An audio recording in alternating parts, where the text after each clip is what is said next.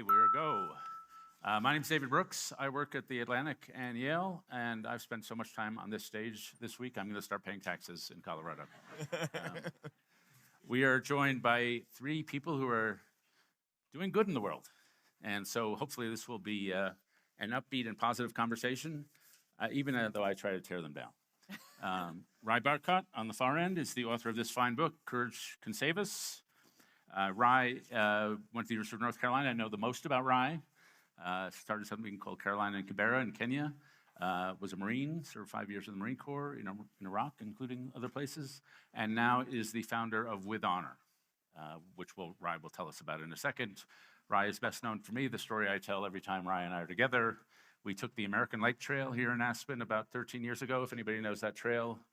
It's strenuous on the way up. And Rye was whimpering about a half mile in, and I had to carry him the rest of the way. I have a photo of me carrying Rye.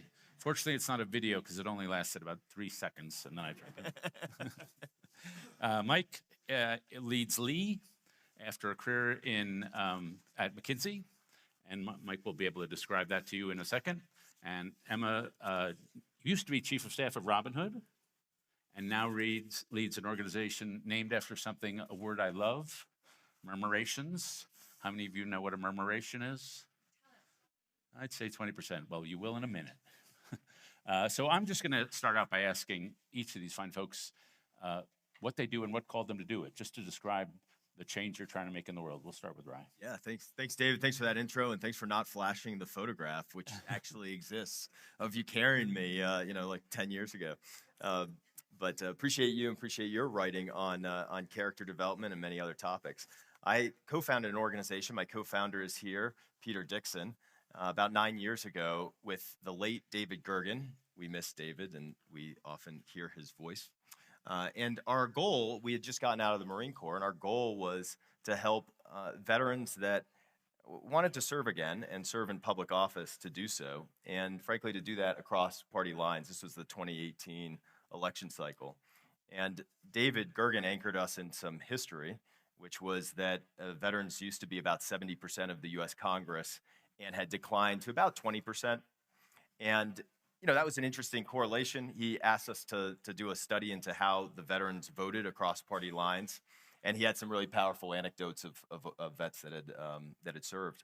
And what we found is that as a cohort over the last 50 years, that veterans have acted in a more bipartisan way. It's not all of them. There's some that are hyper-partisan, especially these days. But as a cohort, they acted in a more bipartisan way. And fundamentally, they had a shared experience of service. And one of the reasons I'm just so delighted to share the stage with my good friends and partners at With Honor, Lee, Mike Buman, and Emma Bloomberg, is because they're focused on another service-oriented profession, which is teaching. And the commonality here is to recognize service, to drive to see more service, and to get more folks that have served in different capacities into elected office. In our case, everybody that we support, and we are a bipartisan organization, I profile 10 veterans, 5 Republicans, and 5 Democrats, take a pledge to serve with integrity, civility, and courage, including the courage to still work across party lines, even when you don't agree on things, on situations that matter, like in national security. And that group over a 9-year period of time has been able to still get a lot done in a difficult period of time.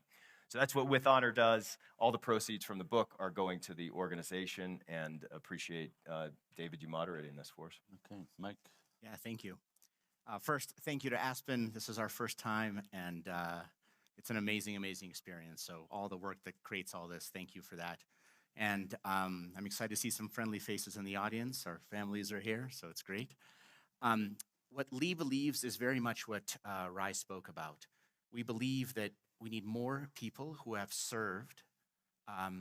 And David, you said this earlier, that a lot of our values are formed with the organizations that we are a part of.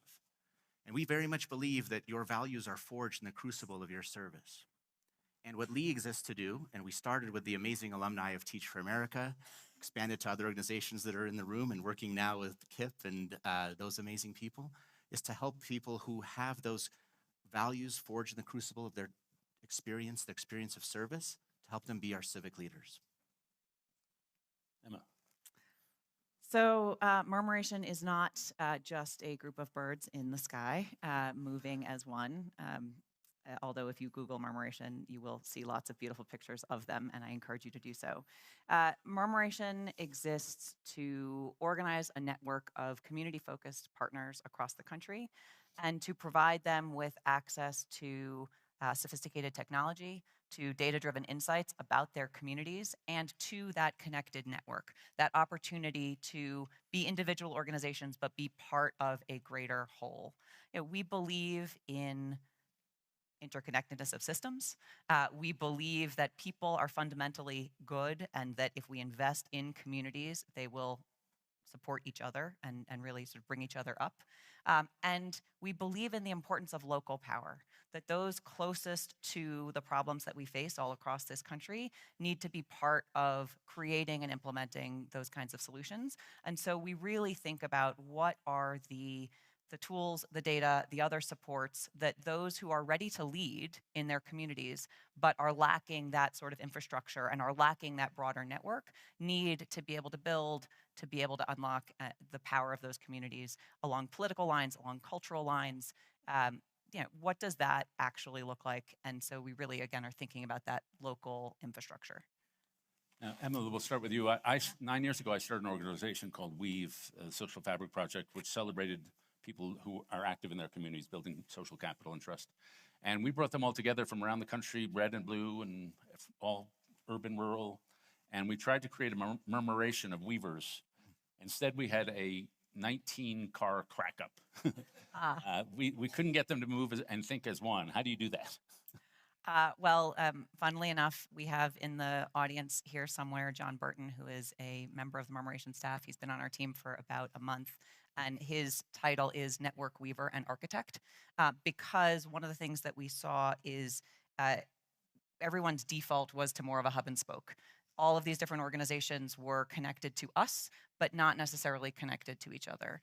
And what we found, particularly where we have organizations who are working in the same place, is that they are talking often to the same people, right? Where your school is failing is often also where there is an economic justice issue or an environmental justice issue. And so it's the same families that are being impacted.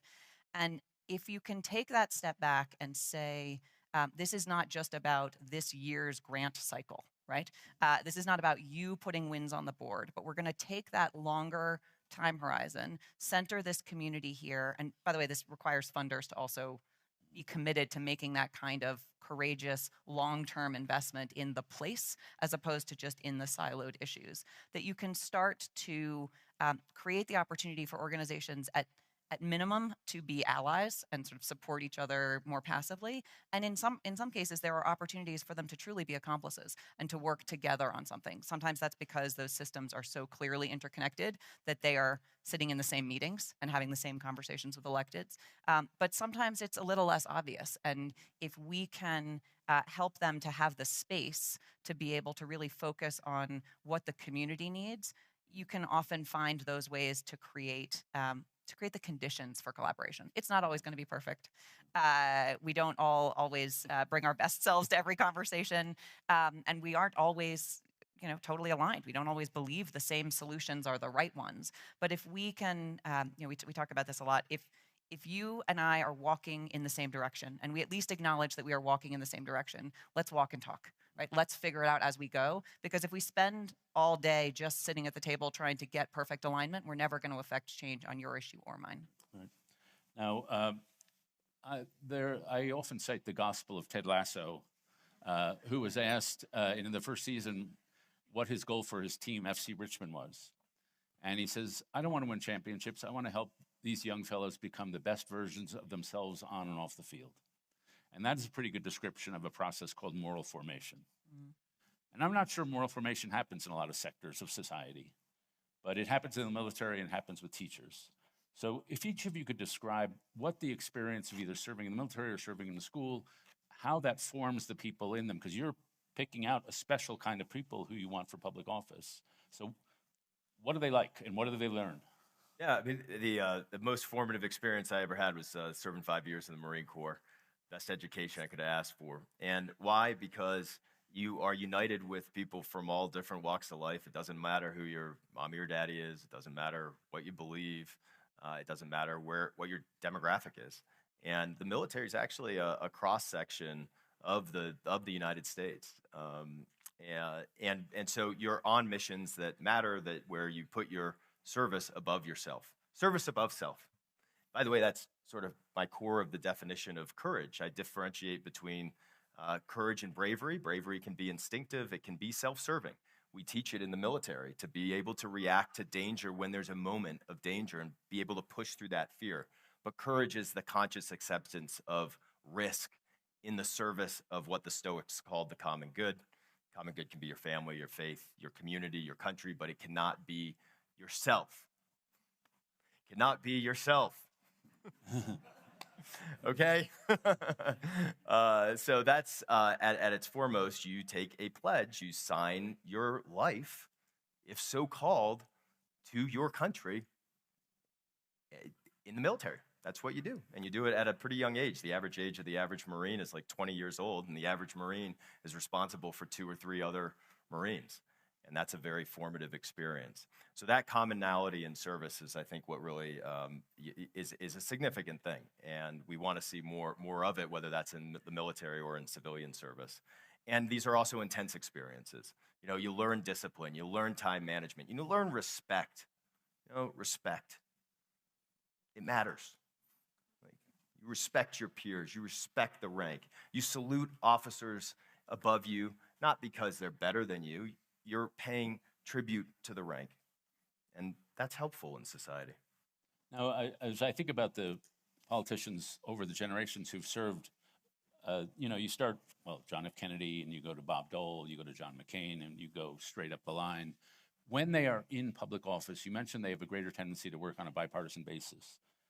Are there other things that do they show greater courage in resisting party line doctrine and orthodoxy? Yeah, not all of them, but the 10 that I profile sure do, and that's what I wanted to do with this book is say, listen, hey, we are filled with division, we're filled with difficult circumstances. The last place that people think about oftentimes with courage is in public office, but it exists. You know, it exists. I think Senator Jeff Flake's here. He knows a little bit of something about that. It's actually taking a risk that might cost you your career. You might not get reelected. And all 10 of these have done that in some form or fashion. Is there something about military service that gives you more of a proclivity to that? You know, I hope so. It doesn't always translate in people's, their own experience. But Mark Kelly and Todd Young were asked this question yesterday on an ABC News. And they said, yeah, listen, like when you've actually been in harm's way or thought about mortality, it does give you a different perspective on risk. It does give you, risks are seen in different views. Losing your career is not as bad as not only like getting hurt or losing your life, but making a decision that is wrong, that you can't take back, that maybe leads to the death of one of your buddies or civilians. And then you are trapped in that mental anguish. I once was on a small campaign plane with McCain, and it was terrible turbulence. And he said, don't worry, if I was going to die in a plane crash, it already would have happened. By the way, some of us experienced that coming into Aspen. Yeah, right. But what struck me always about McCain was how honor-driven he was. If you showed him something that he thought was dishonorable, he was like a missile for like the next 5 years at that thing. Yeah, and it's interesting too. Like he echoes certainly through this book and certainly through our work. But if you go to the index after I wrote the thing, I go to the index and his name is like one of the most mentioned of all folks because he really did.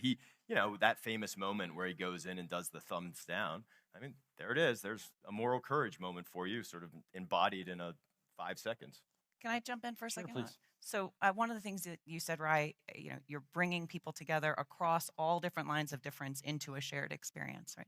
And one of the things that we see consistently, this is not necessarily as typically defined as courageous as military service, but when civic life is episodic. When people only ever come together or have conversations about what civic life looks like around elections, you're picking a side and it feels high stakes and someone's going to win or lose, right? And so you create a lack of trust, you exacerbate these feelings of combat, right? When you instead take that step back and say, civic life is all of us showing up for our community and making a commitment to each other, whether that's in military service or just in your neighborhood. This is our neighborhood. I have as much of a responsibility for taking care of it as you do. And I see that you show up for that. Even if we believe different things, I now have built a level of trust with you and a shared moment, right? That then allows for that kind of space for broader conversation, for more courageous leadership, for doing hard things together, and just takes out of the equation the you believe something that's different from what I believe, so we must be at odds. Okay, Mike, I Yes. described what's special about vets. Why did you decide to focus on teachers? Yeah, I actually, building on what Emma said, elections are zero sum. And why America is great is that we all believe in growth. We can all win. So elections, I think, are a poor way to exemplify our civic engagement, or a suboptimal way. For me, we started our organization focusing on Teach for America, an amazing organization. And we think that is a courageous act as well, to believe deeply in children who may have not had the opportunities they deserve, to see them as incredibly brilliant, and to invest everything you have in helping that brilliance shine and having them be as successful as they could be and have every opportunity you think they deserve. We think that's an act of courage. And we believe there's lots of other organizations where that act of courage, where that service exists. We think the work that Shavar is doing over here with KIP, every single one of the kids graduating from KIP has done something courageous. And we want to see more of them as our civic leaders. Marco's in the audience. CHCI is an amazing organization. We want to see more of them as our courageous leaders and as our leaders. So we believe very much that when you do something that serves, it creates your values, and ultimately our laws are just values written down. We want to see more people with great values in these roles. I want to ask each of you what your favorite virtue is. Oh my gosh. And because I have debates about this, my favorite virtue is humility. Oh man. And I define humility as radical self-awareness from a place of other-centeredness, which is to say the ability to see yourself accurately from outside yourself. Abraham Lincoln was a very humble guy, but he knew he was really exceptional at some things. But he also was radically self-honest, and when you're radically self-honest, you can improve yourself. And so I always put humility up there. And when I think of courage, actually, I think of that as a more domain-specific trait. I once spoke at National Defense University, and they said the guy who's going to introduce you flies whatever F-35s, F-18s onto aircraft carriers. And they all revered this guy. They said he is the best pilot in the military. And I met him. I was so impressed. He looked the part. And then he went to introduce me in front of a crowd about this size. His hand was shaking, and his voice was dry. He was really courageous physically, but not so much in public speaking. But tell us about your favorite virtues and a little bit about why and who exemplifies. Sure. By the way, it's interesting on the shaking. That Hemingway movie that came out with Ken Burns. I would have never imagined like Hemingway petrified of public speaking, but he was. I think there are three virtues behind courage after writing this book and going deep with the Stoics over the years, and humility is one of them. And then commitment, like being able to just persevere. I mean, just keep plowing. It's gonna get tough. Keep plowing. And then the third, and I guess my favorite, since I won't pick courage for the favorite, is integrity. Which in the military you often hear the definition of integrity is doing the right thing when nobody is watching, and that's a pretty good definition of it. But it's essentially being able to stay true to yourself and not being compromised by temptations. And we are flooded in this world by temptations. And I think that when I try to find people to work with, whether that's on our team, and it's great to have Alan Phillip, who runs our DC office here today, or the people that we work with, or certainly the politicians that we back, we try to look for a deep sense of awareness of who they are and a commitment to not be compromised, which of course is a very difficult thing in the political orbit these days. I also was going to say humility, not before you. It was very humble of you to follow my answer. Yeah. But for us, humility is an acknowledgement that the answer to what Emma said lies at the edge.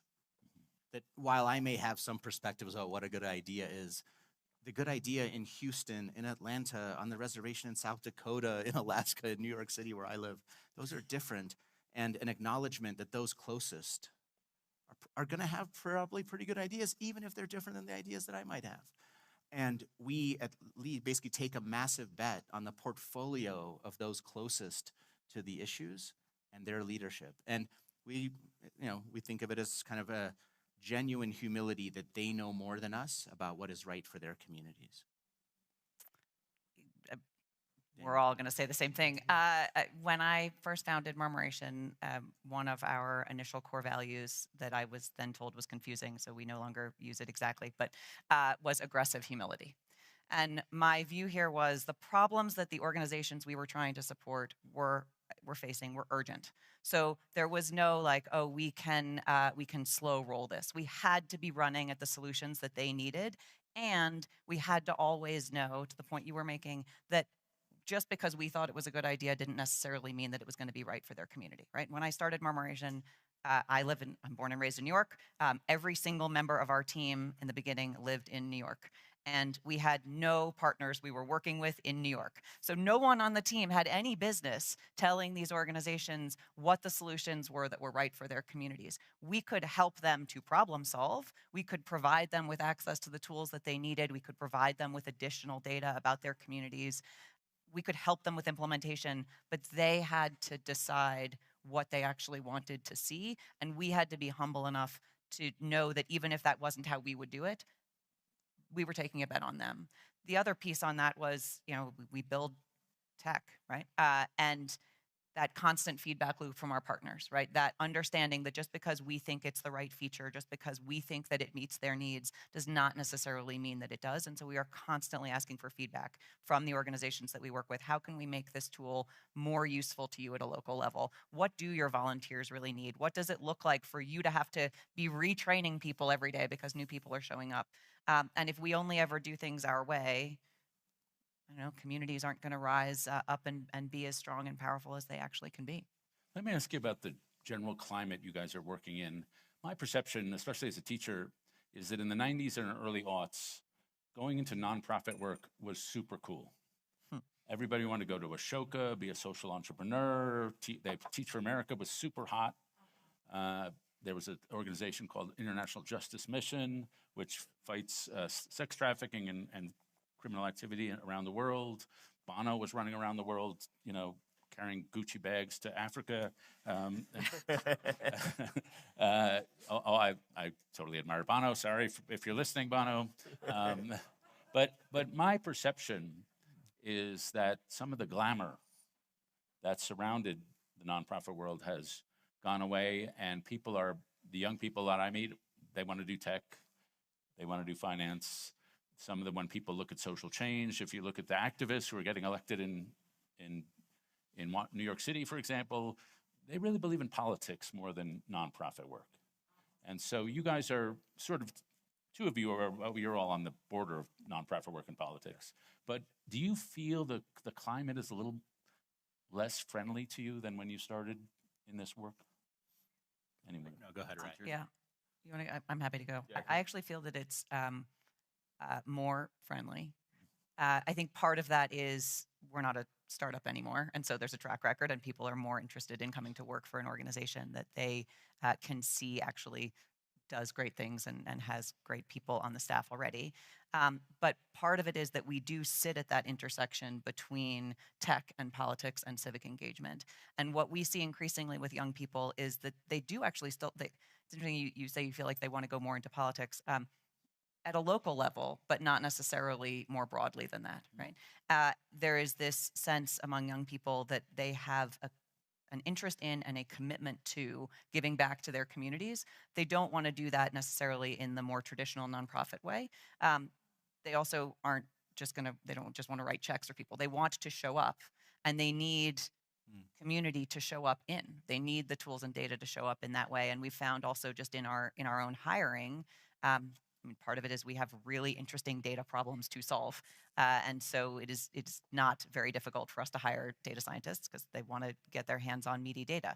But to be able to say, I am doing a job that pays enough for me to continue to support our family, right? I think one of the disservices that we have done to the nonprofit sector over generations is to say to work at a nonprofit, you have to take a pay cut, right? Like we can't offer stock options because we are a nonprofit, but we benchmark ourselves against for-profit organizations because those are the other people that could hire the staff that comes to us. And so if we really want them to feel valued, why should every day they have to look at themselves in the mirror and say, oh, but I'm sacrificing to do this. No, they should be able to support their family and come and do great work in service of their communities. So I hear what you're saying, but actually we've found over the last 11 years that it's easier, not more difficult to bring people in.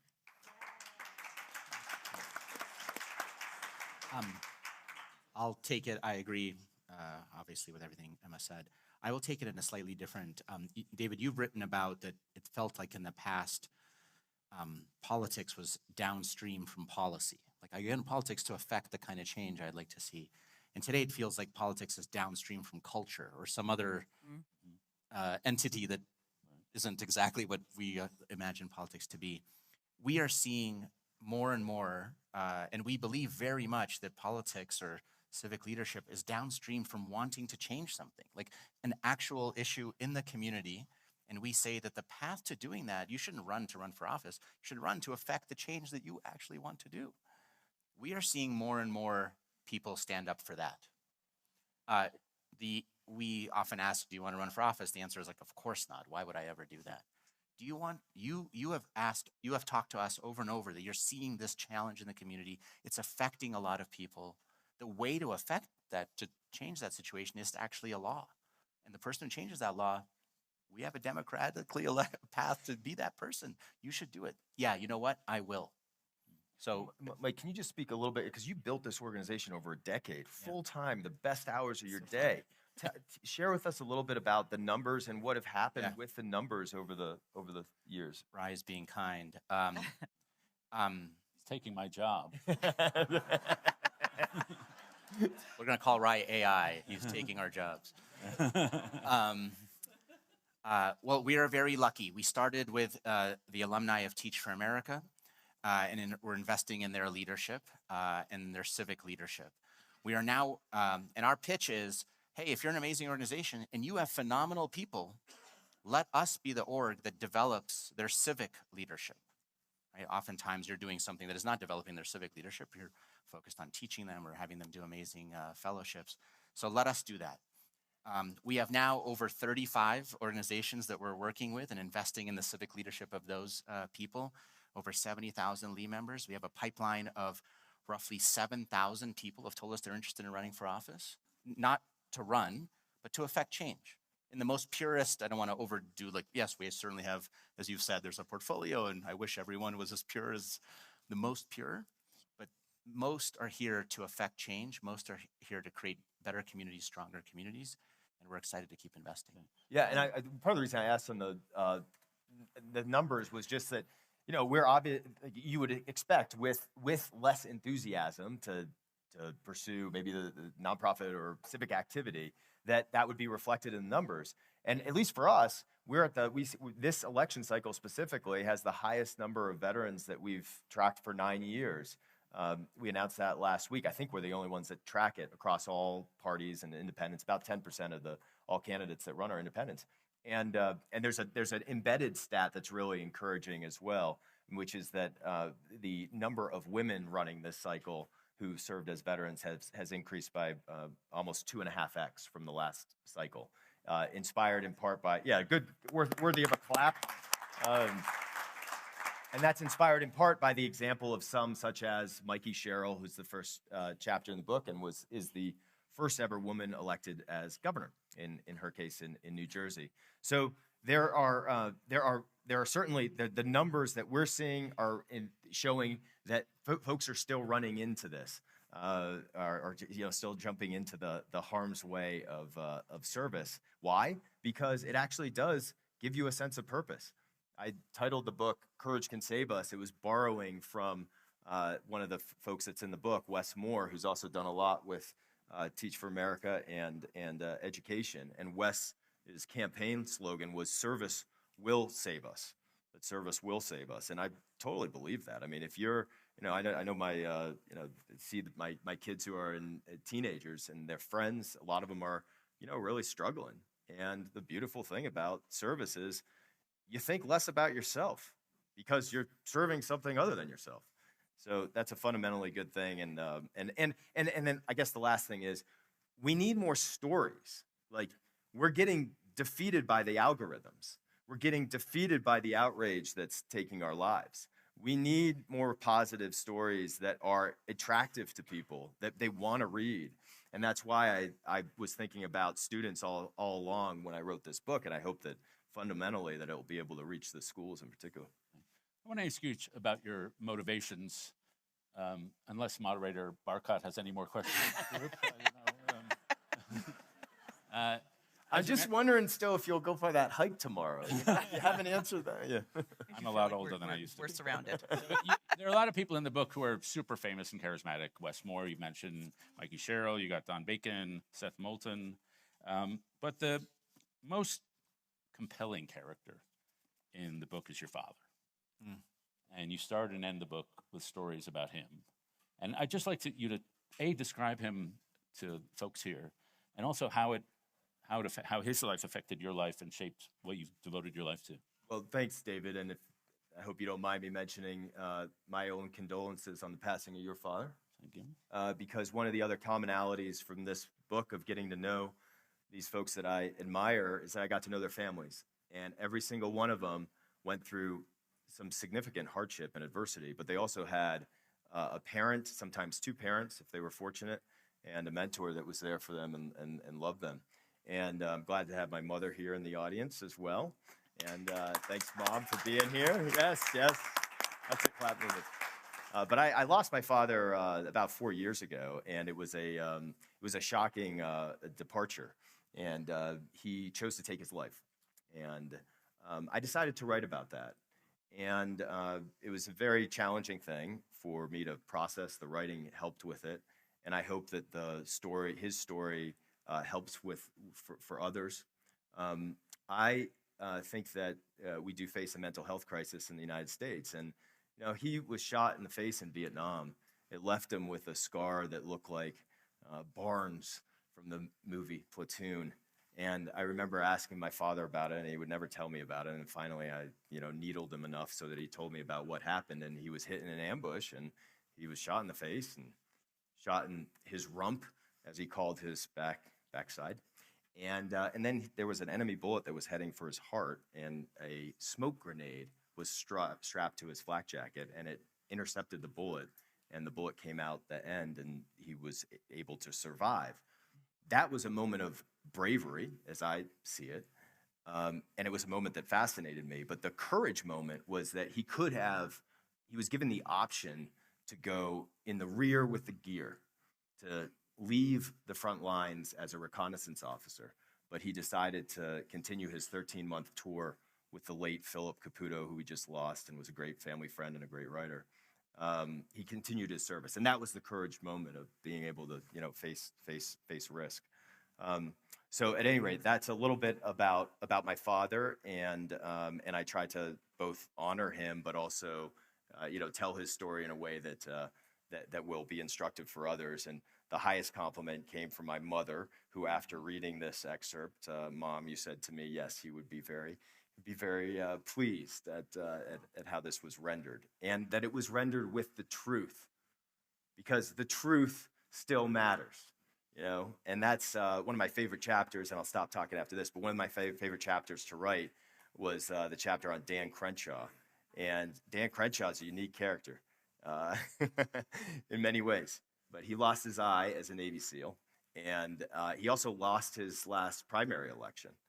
And he was in this big dust-up with a bunch of influencers online who were not as restricted, by the rules of modern media to tell the truth. And we are in a battle for truth, and it still matters, and we need to use our microphones whenever we have them to seek the truth and tell it. Okay.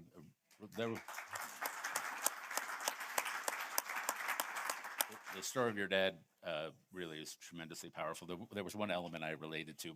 My mother was brutally honest, and she was a great book editor. And when I would give her my manuscripts, she would write, "The reviews are going to be terrible. This is not good." Like we need parents like that sometimes. So, for either of you, your motivational structure, you left McKinsey to do this work. You want me to go? Or you? I mean, we neither of our organizations would exist without the other. But why don't you start? Why don't I start a little bit? I'll try to be fast here.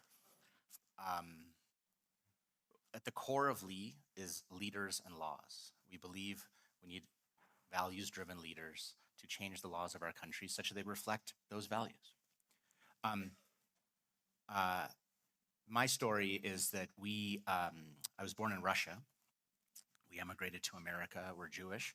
Russia was not a place where my parents saw their kids having the opportunities that they should have. That is still the case.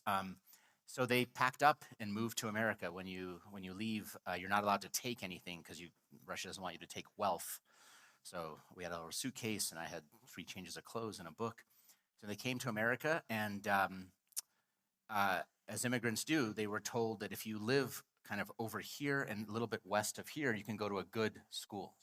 So we got, the cheapest apartment we could at a good school, and we started going off, and education was the thing. I remember coming home with B's, and my parents were like, "That's not good." And I was like, "A B's a pretty good grade." And they're like, "We didn't travel all this way for you to get B's." But the point of this is that my parents took this journey such that me and my sister could have a better life. And they believed so much in America. And what they didn't realize was that they thought if they could just get to America, but actually getting to America and then getting over here and then above this street and west of this street, there's a massive difference between the 2 Americas that you would have and the education that we would receive. So for me, realizing that was first a law that existed in zoning and who can go to which school, and that law effectively governed opportunity. So I focused hard and studied in school, ended up at McKinsey, became a partner there. Thank you. And then when it was time to leave, Emma and I were kind of close and looking at an organization that was at that moment inside TFA and working with the civic leadership of Teach for America alumni. And I thought, what more important thing could there be than investing in leaders who will end up changing our laws to create a more equitable and a country with more opportunity for everybody. And the first person I called when I was thinking about this, literally, was Emma, and we decided to do it. And that was about 12-ish years ago. And I've been the ED, and she's been our board chair ever since. Yeah. So for me, slightly different than for you, but I feel like my parents chose this country. My mother actually came here. She is English, and my father was raised in a family that believed deeply in what America could be, believed in America's promise, right? They did not have very much. And at the end of every month, his father would sit down and whatever they had saved, they would give a portion of it to the NAACP because their view was discrimination against anyone was discrimination against everyone. And they had to have another family buy their house for them in Medford because the owner wouldn't sell to Jews. So they sort of had this feeling of it really doesn't matter what you believe or who you are, how you're coming at this. America is supposed to be a place where we can have a level playing field, where we all have opportunity to achieve if we set our minds to it. And that wasn't what they saw, but they felt like they could do a difference, do something and make a difference. And he sort of raised me that way also. I had this incredible experience of getting to work for the city of New York and getting to work for the Robin Hood Foundation. And in both of those, I got to see, and I'm born and raised in New York, I got to see parts of the city that I had always called home, in which I had never set foot. And I got to see just how much that which side of the street you live on determines your outcomes, right? My father would talk about, zip codes being the determining factor in what kind of a life you could lead. And I hadn't actually experienced it until I had those two jobs. And so when Mike called and said, we need to figure out what it looks like to really expand this organization and make it possible for more people who have raised their hands to serve in the classroom to now raise their hands and serve in their community. I jumped at it. We spent lots of nights and weekends working on that plan, but that was also what sort of opened up my eyes to this disparity in terms of access to technology and data and services, right? We were going to have all these incredible people, and Rai, you mentioned independent versus Republican and Democrat.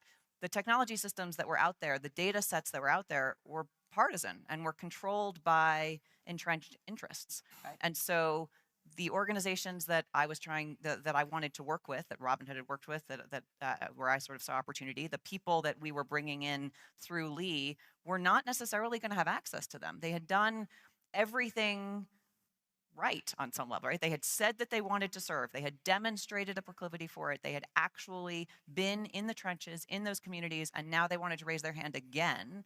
And we were saying, okay, great, but do it with a clipboard and a pen, right? And so Murmuration actually came out of the need to solve that problem that I wouldn't have identified had we not been doing that work together. So thank you. I want to, sorry, as Rai did for me, Emma's being shy or kind, but when Lee members run, they win at, I won't go into it, but incredibly high rates. And part of that is that they have the single best data, technology, and tools platform in Murmuration.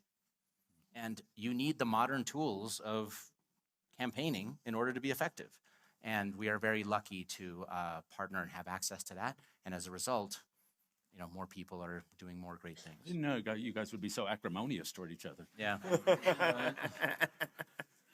I'm going to ask one final question, and if one or two of you could give a quick answer. Each of you are really talking about putting people of character into public office. That's right. And I look at, I don't want to name names, but in the White House, there's a Democrat running for Senate in Maine. There's a Republican running for Senate in Texas. And in my view, in all of those cases, those candidates have support because people have decided to put party over character. And that the old model of who you choose, it used to be, you had a sort of three-stage process of choosing who to vote for. First test, person of character. Second test, person of good judgment. Third test, do they agree with me? It seems like number 3 is now number 1 and maybe the only one. What do you think of that situation? Right. Well, we're in Aspen, and so we're all privileged, every one of us in these seats. And every one of you can disproportionately do more than the average American. I'm almost assured of it. And I think that one of the biggest areas that is underlooked, and unfortunately there are a lot of big structural challenges, and I don't have the solutions to the structural challenges, but I do know that we have to be more active in primary races because most of these districts, whether they're state districts or national districts, are determined in the primaries when very few people actually vote. And in many states, if you're an independent, and more than 45% of Americans now are unaffiliated. It's one of the largest demographic shifts over the last 10 to 20 years. It's the rise in folks that are unaffiliated, albeit a lot of them vote in more partisan ways. But it's a signal that Americans don't feel like they know that this isn't working. The two-party duopoly, which is rife with implicit corruption, if not outright corruption. And so I think we all you just try to get more active. And for those of you that are in the donor class, think about making contributions into districts that may not be your own. Yeah. Honestly, it's really important. And you can do that through organizations such as ours. Little shameless plug there. But you can also just do it on your own. And that'd be one comment I'd make. I want to get to, I know you probably have answers, but I want to make at least a few questions. So we have mic runners. I'm going to call on a young lady right here on the aisle. And I give Aspen audiences the same prompt every time. Please make sure your questions are long and rambling with no question at the end. Awesome. Hello. Can you hear me? Okay. Yes. Hi, my name is Cameron Oglesby. I do environmental justice storytelling and movement building work. I'm also one of those young people that's very committed to social impact work and has to work a full-time job while doing my service on the side. Ex-McKinsey over here. My question is, you guys have really framed up service as a common good in the same way that it feels like you've framed up education as a common good. Like if people are serving, they are improving themselves, they're improving society, and we are creating a more informed electorate, a more kind electorate. And I'm just thinking about the idea of a service-oriented society rather than just elevating people who have already done service into elected office. How are we creating more service-oriented people? So do you have a perspective on how we are institutionalizing service? Like at the beginning, whether it's, I don't know, mandatory military service, I don't know, mandatory AmeriCorps, mandatory Teach for America, anything like that. Just curious what you think. So I'm happy to jump in, and I can build on something where I said also, one, my personal belief, I would love nothing more than to see years of service. I think that there's a lot of really interesting conversations happening about what that could look like.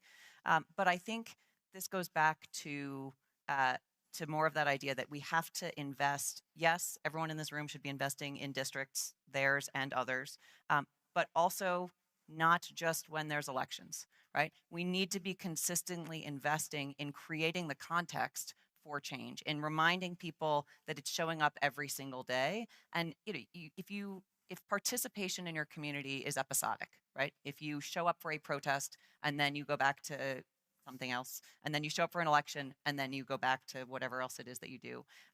It just feels much more transactional, and you're not actually building that muscle. You're not creating, a habit, right? But if it's something that you do every day, if we invest more in third spaces, so there are places in your community where you have to have conversations with people, if we think much more about investing in the organizations that are creating opportunity for people to get in, right? We know that more and more young people actually do say they want to be civically engaged, but they don't have an on-ramp. They don't know how. Community-based organizations are often that on-ramp.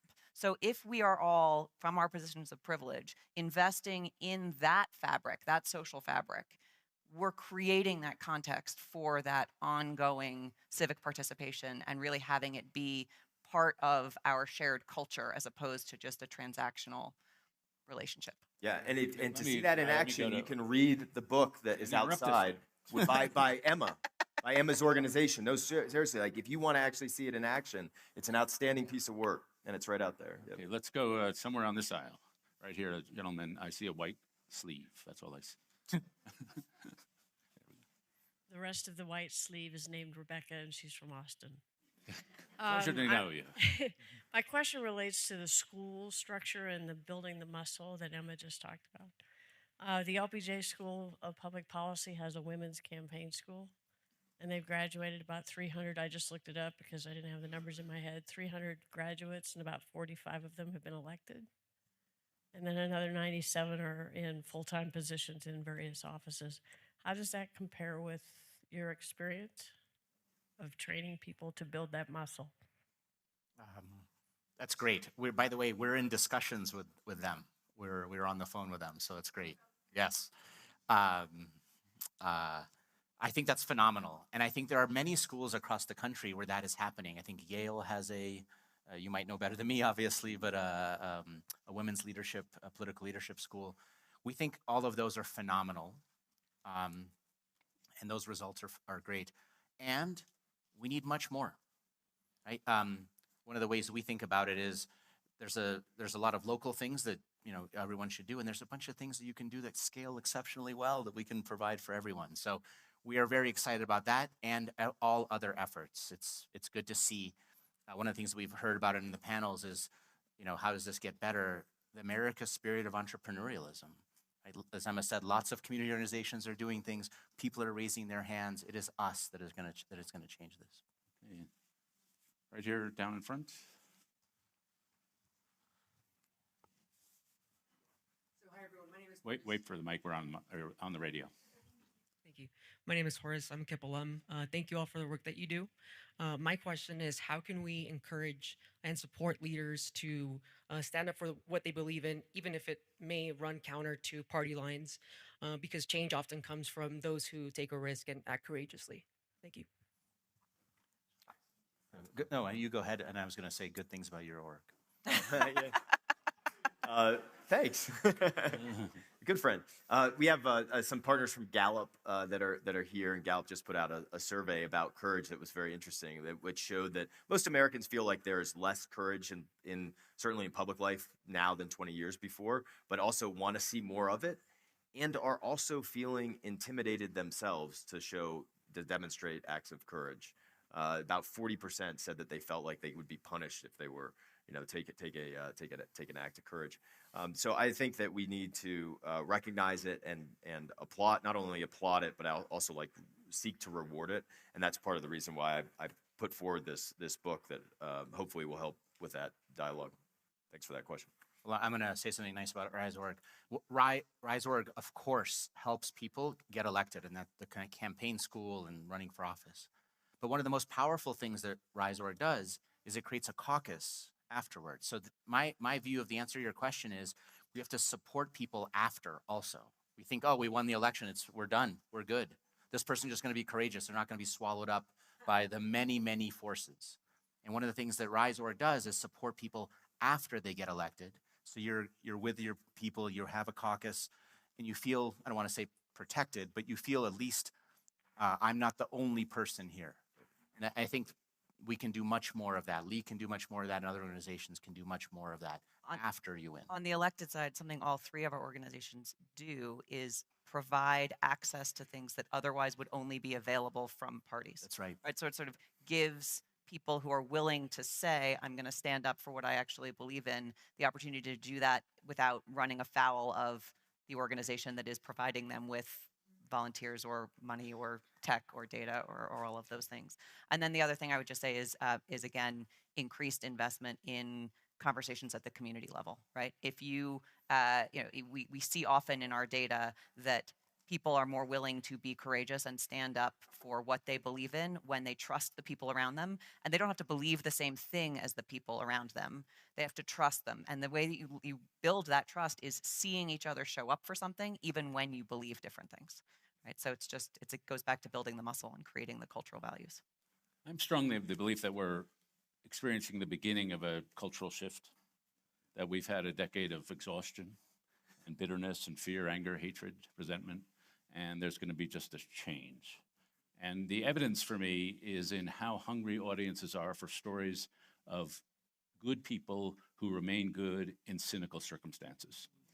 And so I don't know if any of you saw the documentary and film about Mr. Rogers. People hungered for that guy. Then Ted Lasso, who I mentioned before. I just saw Devil Wears Prada 2. The Anne Hathaway character there is a incredibly good person and audiences are flocking because they want to see her even in the fashion business. I am not a fan of Mayor Mondani in New York City on policy terms. My favorite recent mayor has the last name Bloomberg for some reason. But the guy smiles when he talks, and he's having a good time. And he's a happy warrior. And whether you agree with the policies, and I don't, but I love his temperament. And I think what we have in the three of you are examples of people in pretty cynical business politics who have maintained your goodness. And so ride that wave of moral earnestness while you can. Thank you all to Emma, Mike, and Ryan. Thank you.